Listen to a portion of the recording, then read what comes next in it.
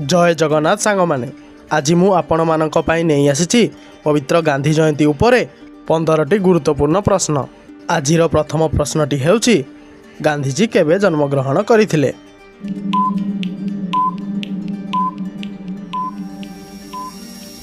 आपणकर समयटी समाप्त होउची। सठिक उत्तरटी हेउची 1869 मसीहा अक्टोबर 2 तारिख रे। एबे देखिबा परवर्ती प्रश्न। गांधीजी केउठारे जन्मग्रहण करिथिले।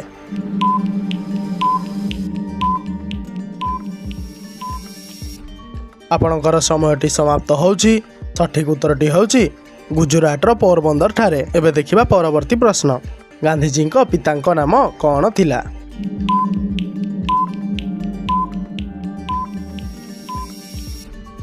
आपणकर समयटी समाप्त होइची। सठिक उत्तरटी होउची करमचंद गांधी।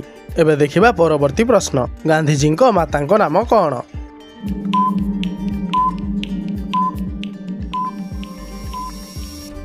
आपणकर समयटी समाप्त होउची। सठिक उत्तरटी होउची पुतुलीबाई गांधी। एबे देखिबा परवर्ती प्रश्न। महात्मा गांधी को पूरा नाम कौन।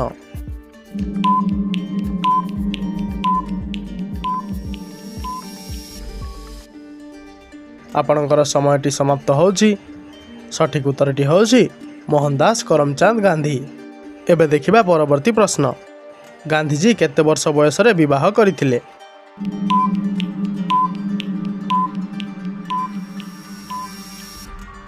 आपणकर समयटी समाप्त होउची। सठिक उत्तरटी होउची 13 वर्ष बयस रे। एबे देखिबा परवर्ती प्रश्न।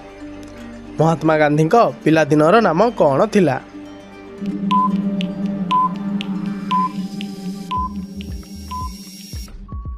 आपणकर समयटी समाप्त होउची। सठिक उत्तरटी हेउची मोनिया।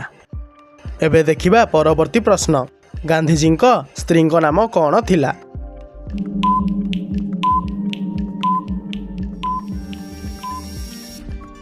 आपणकर समयटी समाप्त होउची। सठिक उत्तरटी हेउची कस्तूरबा गांधी। एबे देखिबा परवर्ती प्रश्न। गांधीजी केतोटी पुत्र थिले।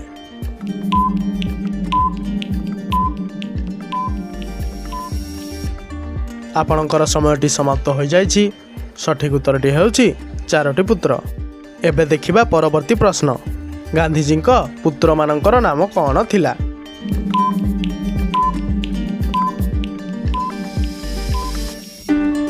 आपणकर समयटी समाप्त हो जाइछि।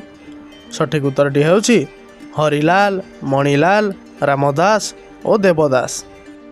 एबे देखिबा परवर्ती प्रश्न। गांधीजी मातृभाषा कौन थिला।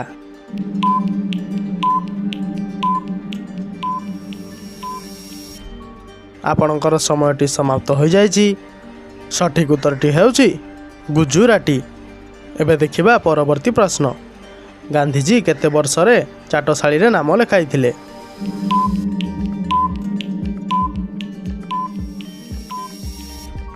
आपणकर समयटी समाप्त होउछि। सठिक उत्तरटी हेउछि 7 वर्ष रे। एबे देखिबा परवर्ती प्रश्न। गांधीजी तांको स्त्री को कौन बोली डाकुथिले।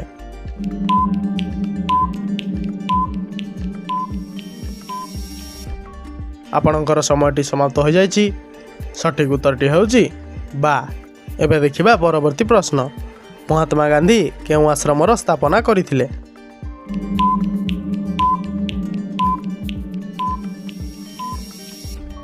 आपणकर समयटी समाप्त हो जाउछि।